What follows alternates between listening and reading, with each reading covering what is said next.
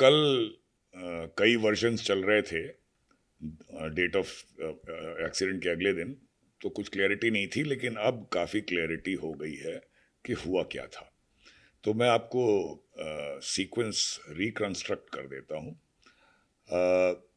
ये पहले मान के चलिए कि सिग्नलिंग से कुछ टैंपरिंग हुई है। अब टैंपरिंग सेबोटाज में हुई है या मेंटेनेंस स्टाफ द्वारा हुई है, वो इंक्वायरी का विषय है। मुझे ऐसा लगता है कि मेंटेनेंस स्टाफ द्वारा हुई है, लेकिन वो इंक्वायरी में सामने आएगा। तो मैं रिकंस्ट्रक्ट करता हूँ कि पहले मालगाड़ी इस स्टेशन पे आई, उसको लूप लाइन में लिया गया। उसको लूप लाइन लेने के बाद एएसएम का काम है कि जो रूट लूप लाइन को सेट है उसको मेन लाइन की तरफ सेट कर दे, जो कि खाली थी। अब उसने ऐसा किया या नहीं किया ये भी इंक्वायरी में पता चलेगा, लेकिन ठीक उसी समय सिग्नलिंग के स्टाफ मेंटेनेंस में मान लीजिए काम कर रहे थे, तो उन्होंने कुछ टैंपरिंग नहीं कहें, उन्होंने अपना शॉर्टकट मेथड लगाया मेंटेनेंस को जल्दी करने के लिए। ऐसा होता है कभी कभी, और उसकी वजह से इंडिकेशन स्टेशन मास्टर को यह मिला कि जो अब रूट है वो मेन लाइन को सेट हो गया है। अब अगर उसने सेट किया और बिना सेट हुए उसे इंडिकेशन मिला तो उसकी गलती नहीं कही जाएगी। अगर उसने सेट नहीं किया और उसके बिना कुछ किए ही ये इंडिकेशन आ गया कि मेन लाइन को रूट सेट हो गया है, तो उसकी कल्पेबिलिटी है। बहरहाल हुआ ये कि रूट जो है लूप लाइन को सेट था और सिग्नलिंग दिखा रही थी कि ट्रेन को मेन लाइन पे जाना है, तो ड्राइवर की कोई गलती नहीं है। ड्राइवर फुल स्पीड 130 किलोमीटर जैसा मैंने सुना है उस पे आया और बजाय मेन लाइन पे जाने के लूप लाइन में चला गया, और उसके बाद या तो वहीं डिरेल हुआ या आगे जाके टक्कर मार के डिरेल हुआ, वो इम्पोर्टेंट नहीं है। उसके बाद इतना बड़ा हादसा, यशवंतपुर ट्रेन भी दूसरी मेन लाइन पे जा रही थी, उसके ज़्यादा कोच निकल गए थे, पर 2-3 कोच उसके भी अफेक्टेड हुए जब ये ट्रेन चारों ओर छितरा गई।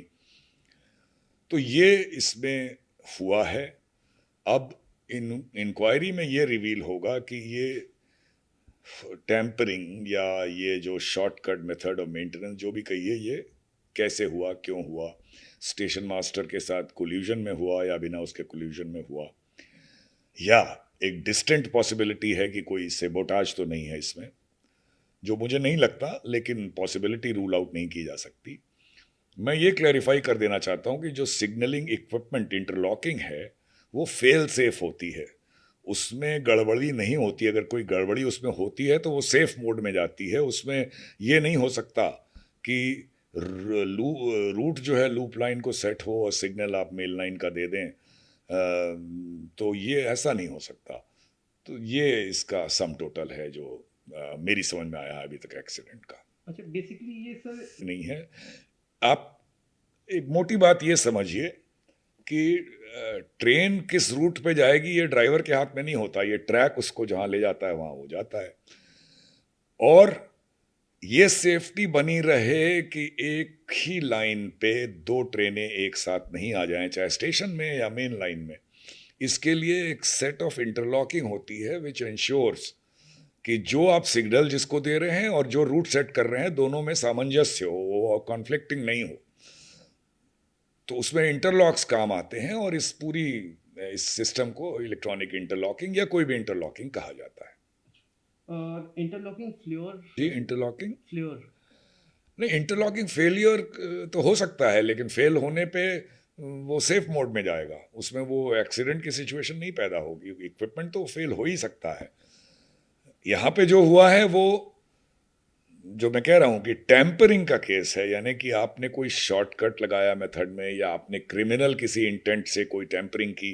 अब ये इन्वेस्टिगेशन में पता लगेगा। क्योंकि जो रेल मंत्री हैं उन्होंने इस बात को कहा है कि इसमें जो घटना की मुख्य वजह है वो नहीं, उन्होंने क्या इंटरलॉकिंग कहा है? फेल्योर उन्होंने है। कहा है कि इसमें इंटरलॉकिंग में कुछ फेल हुआ है जी। या फेल कराया गया है, ये तो नहीं क्लैरिफाई किया उन्होंने। तो इंटरलॉकिंग के दोष से हुआ है, पर दोष हुआ कैसे, सवाल ये है।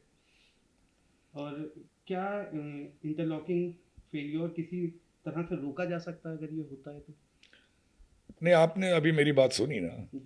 तो ये अगर टेम्परिंग का केस है तो ये ज़रूर ये स्लिप शॉट वर्किंग है, ये केयरलेस वर्किंग है, ये शॉर्टकट वर्किंग है, इसको तो रोका जा सकता है। अगर सेबोटाज है तो उसको भी रोका जा सकता है, उसके अलग अलग तरीके हैं रोकने के।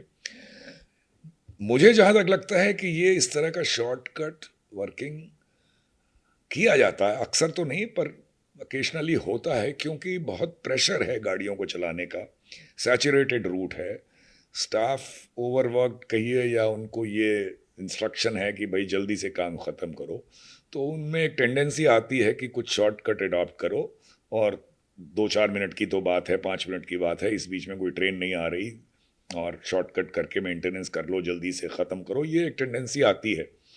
तो ऐसा क्या आमतौर पे हो रहा था इस रेलवे में, मुझे नहीं पता, ये इंक्वायरी से पता लगेगा। अगर आमतौर पे हो रहा था तो फिर तो मैनेजमेंट की बड़ी जिम्मेदारी है इसमें। वो जो सिग्नल मेंटेनर और एएसएम है वो तो खैर हैं ही, पर वो लोएस्ट रंग पे हैं। अगर ज़्यादा ऐसे केसेस हो रहे थे और छुपाए जा रहे थे या नज़रअंदाज किए जा रहे थे तो इसमें मैनेजमेंट की कल्पेबिलिटी आती है।